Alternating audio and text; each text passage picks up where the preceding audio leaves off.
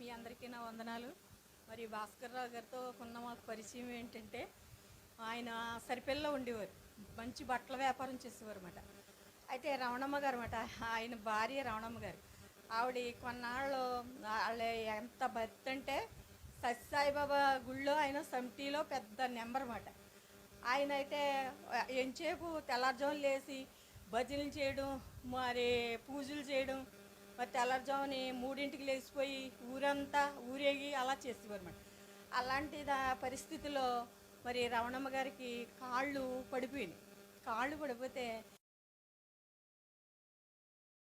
పడిపోయారు ఆయన.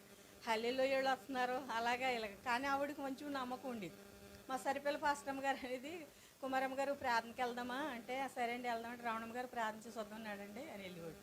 అలాగే ఆవిడ పాపం ఆయన మాత్రం మారలేదు, కానీ ఆవిడ మారింది. ఆవిడ ప్రార్థన చేయించుకునేది, తైలం రాయించుకునేది, అలా చేసేది. ముదునూరుపాడు 7 వారాలు వెళ్ళామండి అనేది. అంటే మీకు ఇక్కడ చర్చి ఉంది కదండి, ముదునూరుపాడు కాదు ఇక్కడికి రండి అంటే, ఒకరోజు ఆగస్టు 15 ఆవిడ చర్చికి మామూలుగా దీని మీద తీసుకొచ్చారు, అదే ఇది ఉంటుంది కదా, దాని మీద తీసుకొచ్చారు. తీసుకొచ్చాక అప్పుడు ఈయన పాస్టర్ గారు అన్నారు, రమణమ్మ గారు యేసుబాబు మీ ముందు నడుస్తున్నారండి, మీరు లేవండి, మీరు లేచి నడవండి, మీరు నడిస్తే యేసుబాబు నడుస్తున్నాడు, మీరు నడవండి అనేటికి ఆవిడ సడన్గా లేచి నడిచింది అన్నమాట అండి. నడిచి వాళ్ళ ఇంటి దాకా వెళ్ళిపోయాం మేము అందరం కలిసి. అయితే వాళ్ళ ఇంటి దాకా వెళ్ళాక అప్పుడు మళ్ళీ వాళ్ళ ఇంటికి వెళ్ళిపోయాక ఇంకా అలాగే ఆయన ప్రార్థనకు అలాగే వచ్చేవారు. అయితే రమణమ్మ గారు కూడా వచ్చేస్తమాట అండి. మేము అక్కడ 15 సంవత్సరాలు ఉన్నాం. 15 సంవత్సరాల నుంచి ఆయన అనుభవాలు మాకు తెలుసు, మా అనుభవాలు ఆయనకి తెలుసు. నన్ను యారా అనేవారు మాట అండి. యారా అంటే కుమార్తెలాగా ఒక యారా అనేవారు. యారా మా ఎల్లుడు ఏం చేస్తున్నారు అనేవారు. అలాగా మరి దేవుని కృపను బట్టి మరి ఆయన అంతగా మరి ఎక్కడికి వెళ్ళినా సాక్ష్యం చెప్పాలి, విరామం లేకుండా. ఎక్కడ ఇంటికాడ మాత్రం ఒక రోజు కూడా ఉండేవాడు కదా ఆయన. అయితే తన భార్య పోయే పెంచుకున్న కొడుకున్నాడు, కానీ ఆస్తులు పంచుకుంటా ఉంటారు కానీ కష్టాలు పంచుకుంటా ఉండరు.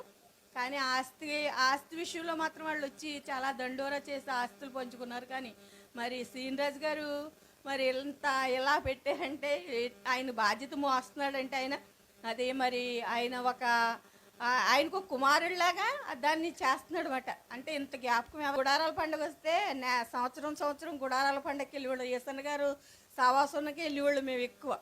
అయితే ఈయనుండగా, అంటే ఈయన చనిపోయారు, కానీ ఈయనుండగా మేమైతే ఆ పండగకి వెళ్ళి అక్కడ గుడారాల పండుగ చూసుకుని వచ్చేవాళ్ళం. ఎక్కువ నరసాపురం వచ్చేవారు అన్నమాట. నరసాపురం అమ్మాలది, ఖచ్చితంగా సంవత్సరం కోసం నరసాపురం వచ్చేవారు. నరసాపురం మేము చిన్న పిల్లలం, మా అమ్మగారు చిన్న పిల్లల్ని తీసుకుని ఆ మీటింగ్కి వెళ్ళేవారు.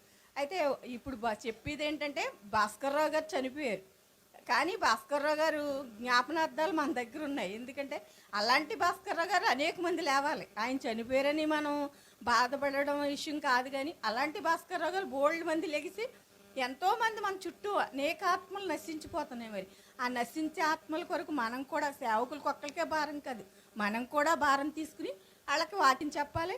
వాళ్ళ కొరకు వాళ్ళు సంపాదించింది తీసుకుని ఎంతోమంది అనాథాశ్రమాలకు చేర్చేసి వాళ్ళు చేయకోకుండా ఎంతో భయంకరంగా పరిస్థితిలో ఉంటున్నారు. బంధం అది శరీర బంధం కాదు, కానీ మరి ఆయన జ్ఞాపకం ఉంచుకుని మరి కూడికి పెడుతున్నారంటే అది ఎంత గొప్ప, దేవుడికి ఎంత ధన్యత. అంటే మరి దేవుడిని మహిమపరచాలి, దేవుడిని ఘనపరచాలి, అనేక మందికి వార్త అందించాలని ఆయన ఆశను బట్టి మరి కూడికి జరగటానికి దేవుడు కృప చూపించారండి. మేము కూడా మరి ఈ సంవత్సరం రావటానికి దేవుడు ఎంతో కృప. మేము అనుకోలేదండి, పొద్దు నుంచి కూడా నాకు తెలియదు.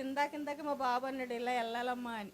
కానీ మరి భాస్కర్రావు గారి విషయంలో మాత్రం చాలా ఆయన మర్చిపోలేని పరిస్థితి, మర్చిపోలేని ఆయన. ఎందుకంటే ఎవరినైనా కలిపేసుకోవటం, ఎవరితోటైనా మాట్లాడటం.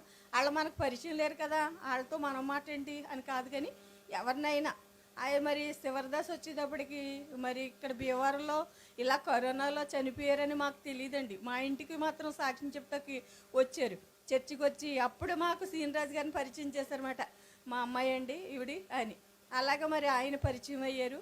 మరి అయితే మరి భాస్కర్రావు గారు విషయాలు ఏంటంటే, సొంత కొడుకులకు లేని బాధ్యత మరి ఆత్మీయంగా కనుక్కున్న బిడ్డలకి దేవుడు ఇచ్చాడండి. ఈ ధన్యత అందరికీ ఉండదు. మరి ఈ ధన్యత మాకు ఇచ్చినందుకు వందనాలు స్తోత్రాలు చెల్లించుకుంటూ, నవీన్ గారికి వందనాలు చెల్లించుకుంటూ, వచ్చిన బిడ్డలందరికీ నా వందనాలు చెల్లించుకుంటూ మరి చిన్న సాక్ష్యాన్ని ముగిస్తున్నాను.